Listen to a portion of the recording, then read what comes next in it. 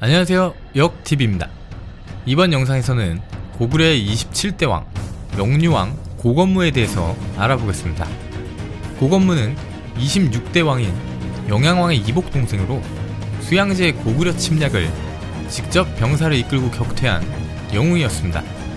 가장 치열한 전선이었던 요동성은 고구려의 최고 용장 강인식 장군이 버티고 있었고, 간단하게 돌파할 수 있을 것 같던 육로가 강인식과 여러 험준한 요새들에 의해 막히게 됩니다. 삼국사기에 의하면 수양제의 대군은 전투병이 113만 명이었다 하고, 비전투원들까지 합치면 상상할 수 없는 숫자로 아무리 대국이라 하지만 엄청난 수의 규모였습니다. 이 엄청난 수의 대규모 전투병의 주력군이 요동을 포위하고 공격하지만 수양제는 요동성 하나를 3개월 동안 함락시키지 못합니다. 수양제는 육로와 함께 수군 역시 진격시켜 단번에 평양성을 공격하여 앞뒤로 고구려를 멸망시킬 계획을 세웠는데, 고구려의 성도인 평양성에는 왕의 아우 고건무가 버티고 있었습니다. 수나라의 수군은 내호아라는 장군이 지휘하고 있었는데, 그는 평양성에서 약 60리 떨어진 곳에 상륙했고, 생각보다 쉽게 평양성 가까이 접근한 내호야는 육군의 합류를 기다려야 한다는 부장의 말을 무시하고 단번에 평양성으로 진격합니다. 평양성에 들어온 내호야군은 고건무가 펼쳐놓은 미끼를 물었고, 병사들은 정신없이 약탈을 시작합니다. 군의 규율이 무너진 틈을 타 고건무는 500기 결사대로 적들을 공격했습니다. 이때 무려 4만의 수나라군을 격파함으로써 그야말로 건무무쌍을 찍게 됩니다. 이 기록은 우리의 기록이 아닌 중국의 사서에 언급되는 것으로 실로 대단한 전과가 아닐 수 없습니다. 내호야는 대동강 하구를 후퇴했고 이후 진격하지 못했습니다. 수군을 패퇴시킨 것은 전쟁의 결정적인 승리의 전환점이었습니다. 수나라의 육군은 요동과 여러 성들을 점령하지 못한 채로 이를 우회하여 평양으로 진격하고 있었고, 때문에 제대로 된 보급을 받지 못한 상황이었습니다. 수군과 합류해 대군을 계속 진군시킬 보급을 받으려 했지만 결국 전쟁의 끝까지 수나라가 준비한 수륙 양동작전은 실행되지 못했고, 수나라 육군이 평양에 도착했을 때는 이미 제대로 된 전투를 수행할 수 없는 상태에 이르렀습니다. 을지문덕은 편지를 보내 돌아갈 것을 권했고, 이때 후퇴하는 적 30만 명을 그대로 살수의 귀신으로 만든 그 유명한 살수대첩이 일어납니다. 즉, 바로 이 살수대첩의 대승을 이끌어낸 것은 고건무가 수나라의 수군을 격파하고 적의 수륙 양동작전을 저지함으로써 비로소 가능했던 전과였습니다.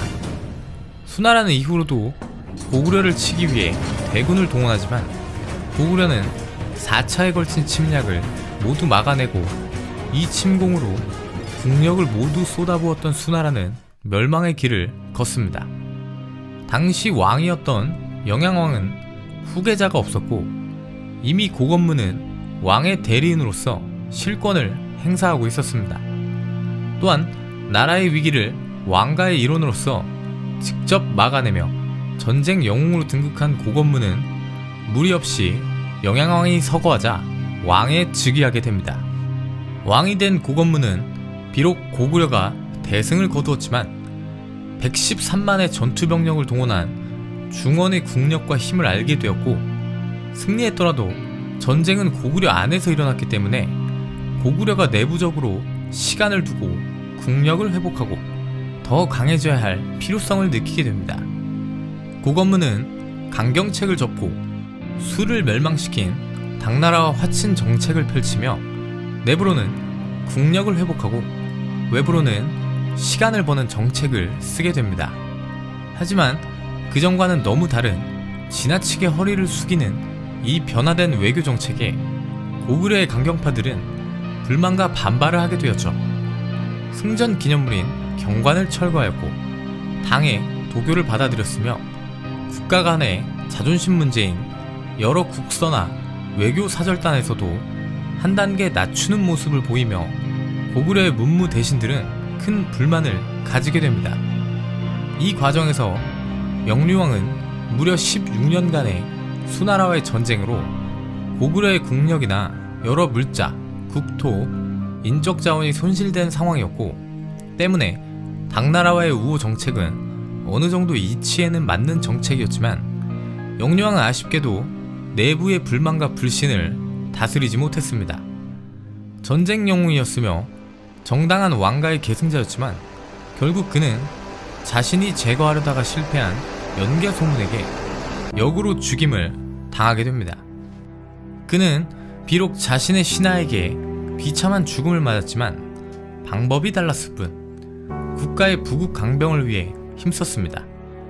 친화 정책을 쓰면서도 천리장성을 축조했고, 그가 지시한 천리장성 방어선은 후에 당나라의 침입에 결정적인 역할을 하게 됩니다. 그는 전쟁을 피하려고 했지만 항상 전쟁을 준비했고, 나라 안을 안정시킨 공로는 아이러니하게도 당나라와의 전쟁이 벌어졌을 때 고구려가 다시 한번 중원의 군사들을 물리칠 수 있는 원동력이 되었습니다. 수나라와의 전쟁으로 손실된 고구려의 국력을 그가 화친 정책을 펼친 시간 동안 보수하고 회복시켜 놓았기 때문이죠. 자신의 신하에게 비참한 최후를 맞이했지만 고구려의 전쟁 영웅이며 시시각각 변화하던 국제 정세를 살피며 고구려의 안정을 도모했던 인물, 영류왕 고건무 편이었습니다. 재미있게 보셨다면 구독과 좋아요 꼭 좀 부탁드리겠습니다. 감사합니다.